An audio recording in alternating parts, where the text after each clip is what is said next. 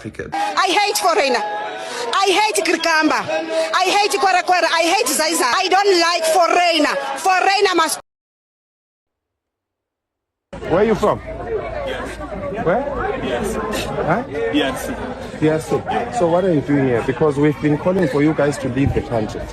Why are you still here? I was not school for children. No, my brother. No.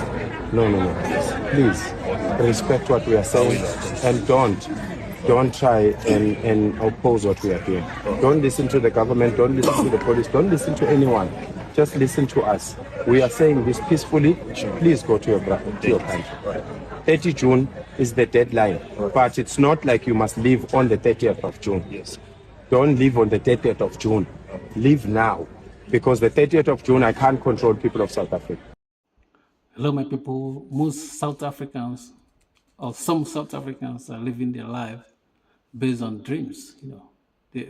This is what is happening in South Africa now. Shows that they are living their life based on dreams, not based on reality. Because this they said is Afrophobia or xenophobia happening now in South Africa now. It shows that these people, some of them are delusional. They think like, oh, if we can be able to chase out all these Africans from our land, from our country, we're gonna get back 80% of our land that doesn't belong to us. That's what they think. This is people that lives in their life based on dreams. Or they will say, look, we want to get these people are taking our jobs. We need jobs. I'm not saying that a country doesn't need jobs. You need jobs, but you don't need job in your country. You need jobs based on your people giving you that job, not based on foreigners giving you a job. You don't depend on the white man or the Indians or Chinese to give you a job in your own land. People don't do this stuff like that in other parts of the world. If you go to Ghana, for instance, or Nigeria, for instance, or even Kenya, for instance, you don't see people doing the same thing, or Rwanda doing the same thing.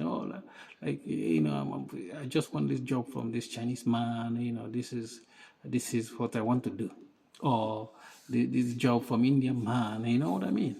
It's just being delusional. This is not gonna get you anywhere. I don't know that they have this energy. People doesn't know that these people have this energy to come to the street and demonstrate, and they haven't been demonstrating for more than 3, 4, 5 years about their land not belonging to them.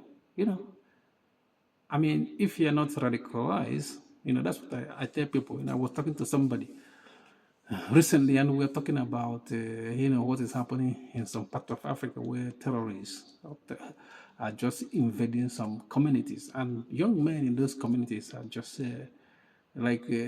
being like cowards that are running away. And these terrorists are young men, and some of them are radicalized by their religion. But if your people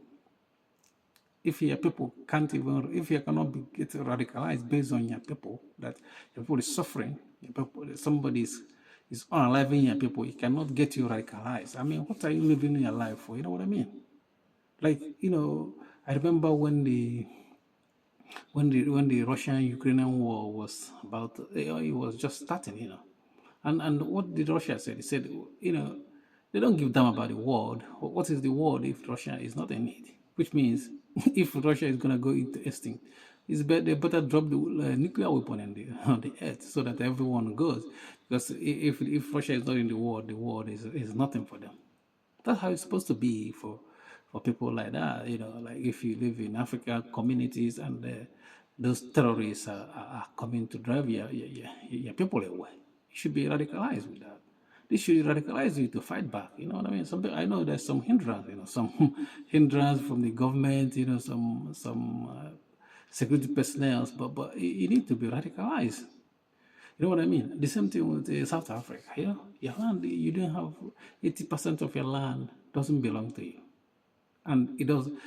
You didn't demonstrate about it. I have not had any demonstration in South Africa about this land that they don't have. Like you live in a country where you just have 20% of your land, and you don't do anything about it. You don't demonstrate about it.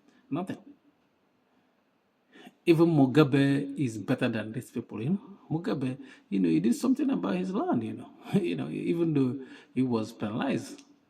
He was penalized severely, but at least he tried to do something to take back his own land. Because what is the point of you being a president where you just have like 20% of your land and you're going about fighting for Palestinians?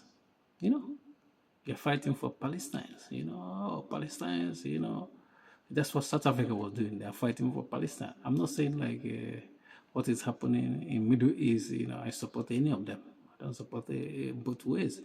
But the thing is that this is what South Africa was doing. They're fighting for the Palestine. And this is what these owners of their land want them to do. Because these people are living a dream. They want you to don't talk about 80% of your land that's gone. So that you be concerned with what is happening in Palestine and not what is happening in your land, in your country. That's why I said that most of you, or some of you, are living your life based on dreams. Your dream is that once these Africans are gone out of our country, yes, we're gonna have this cleaning job available, or this the gateman job, warehouse job available for you to work and make money that you can't even use it to buy 1/4 of your land that's gone. It's unfortunate, you know what I mean? It's unfortunate that, we have some African countries that, the structure, their structure is in this way. Their land doesn't belong to them.